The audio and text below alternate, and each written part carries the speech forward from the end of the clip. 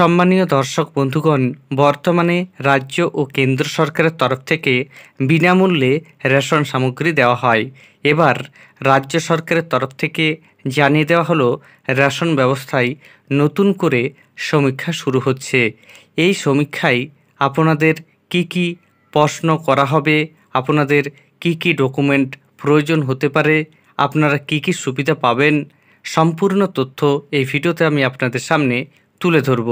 এর আগে অনুরোধ, চ্যানেলে নতুন হয়ে থাকলে ছোট্ট চ্যানেলটি সাবস্ক্রাইব করে নোটিফিকেশন অল করে রাখতে ভুলবেন না। দেখুন, রেশনে যে সমীক্ষা শুরু হচ্ছে সেই সম্পর্কে প্রতিবেদনে কি বলা হয়েছে।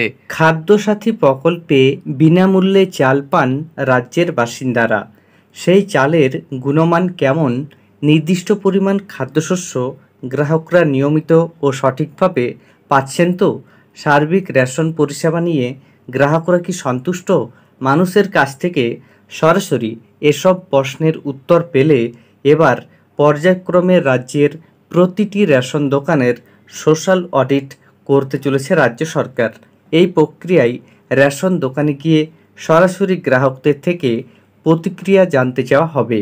সামগ্রীর গুণমান, পরিমাণ ইত্যাদির পাশাপাশি রেশন দোকানের কর্মচারীদের ব্যবহার কেমন, দোকান পরিষ্কার পরিচ্ছন্ন থাকে কি না, নির্দিষ্ট সময় পরিষেবা মেলে কি না, SMS পাচ্ছেন কি না, এসবও জেনে নেওয়া হবে গ্রাহকদের থেকে। কথা বলা হবে দোকান কর্তৃপক্ষ এবং কর্মীদের সঙ্গেও, জানতে চাওয়া হবে তাদের সুবিধা অসুবিধার কথাও।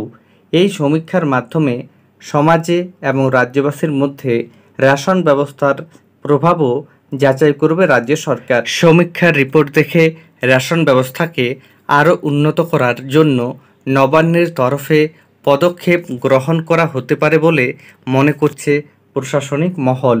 সূত্রের খবর, রাজ্যের সোশ্যাল অডিট ইউনিটকে এই সমীক্ষার দায়িত্ব দেওয়া হয়েছে।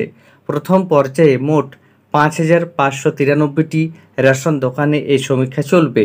গ্রামীণ এলাকায় 4,576টি এবং পুরসভা এলাকায় 1,017টি রেশন দোকান রয়েছে এই তালিকায়।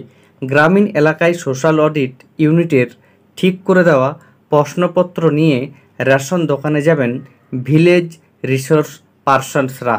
শহর এলাকায় তাদের সমতুল্য কর্মীরাই ওই কাজ করবেন। খাদ্যমন্ত্রী রথীন ঘোষ জানিয়েছেন, রাজ্যের তরফে এই সামাজিক নিরীক্ষার উদ্যোগ গ্রহণ করা হয়েছে। ধাপে ধাপে রাজ্যের প্রতিটি রেশন দোকানেই এই সমীক্ষা হবে। রেশন পরিষেবার গুণমান ঠিক রাখতে ডিজিটাল পোস্ট রিসিপ্ট, গ্রাহকের বায়োমেট্রিকের ছাপ, পরিমাণ সংক্রান্ত SMS পরিষেবা, চাল সরবরাহের গাড়ির অনলাইন ট্র্যাকিংয়ের মতো একগুচ্ছ ব্যবস্থা নিচ্ছে রাজ্য। তারপরও কেন এমন সোশ্যাল অডিটের দরকার পড়ল? রাজ্যের সোশ্যাল অডিট ইউনিটের ডাইরেক্টর বিদ্যুৎ ভট্টাচার্য বলেন, এই প্রক্রিয়া যে কোনো সংস্থার সামাজিক দায়বদ্ধতা এবং কর্মক্ষমতা নিরীক্ষণ করে কাজের প্রভাব মূল্যায়ন করতে সাহায্য করে। এক্ষেত্রে গ্রাহক এবং দোকান কর্তৃপক্ষ উভয়ের জন্য প্রশ্নমালা তৈরি করা হয়েছে। উত্তরগুলি লিপিবদ্ধ করে ইউনিটে পাঠাবেন ভিলেজ রিসোর্স পার্সনসরা। সেই তথ্য একত্রিত করে এবং বিশ্লেষণের পর রিপোর্ট প্রকাশ করা হবে। তার ভিত্তিতে পরবর্তী পদক্ষেপ গ্রহণ করতে পারবে রাজ্য। প্রসঙ্গত, রাজ্যে 21,000-এর বেশি রেশন দোকান আছে।